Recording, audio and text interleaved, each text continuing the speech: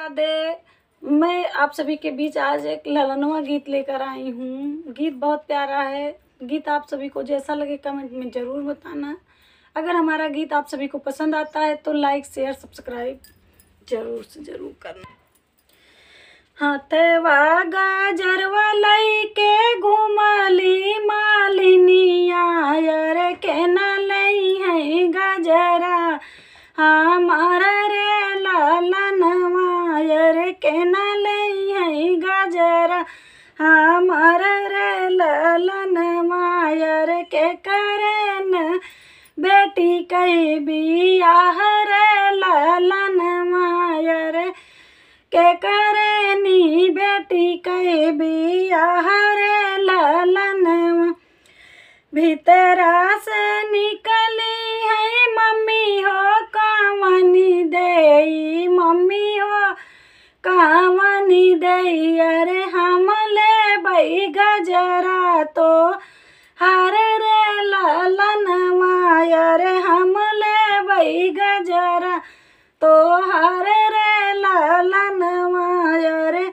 हमारे ने बेटी कई बियाह रे ललनवा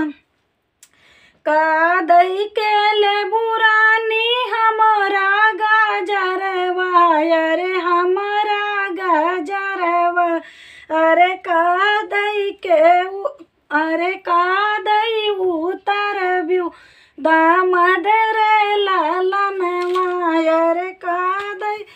उतर बियू दामद रे ललनवा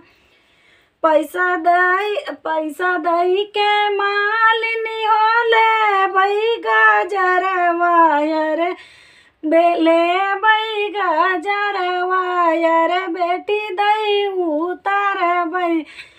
दामाद रे ललनवा रे बेटी दई उतर बई दामाद रे ललनवा काऊ तो ही दे बुरानी अपनी बिटियावा रे काऊ तो ही दे बियू दामाद रे ललनवा रे काऊ तो ही दे बियू दामाद रे ललनवा सोना पियरिया दे बई अपनी बिटियावा रे अपनी बिटियावा रे दई जादा है जवा दामाद रे ललनवा रे दई जादा है जवा दामाद रे ललनवा एतनी बचन सुने दुल्हे कावन रामा दुल्हे कावन रामा कैले है मनवा उदास रे ललनवा रे कैले है मनवा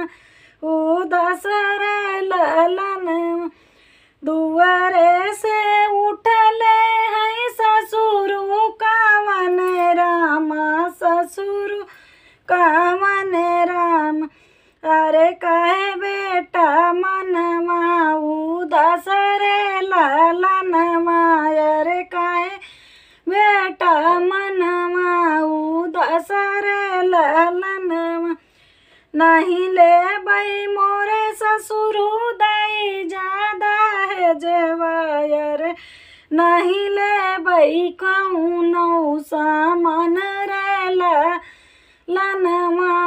रे नहीं ले बई कौनो सामान रे ललनवा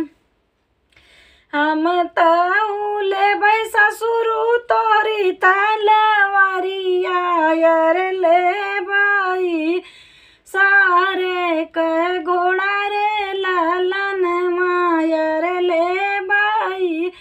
सारे के घोड़ा रे ललनवा हम ताऊ दे बई बेटा अपनी तलवारिया रे अपनी तलवारिया रे दे बाई सारे कई घोड़ा रे ललनवा रे दे बाई सारे कई घोड़ा रे ललनवा आई बाट्या बेटा हो करई बियाहवा रे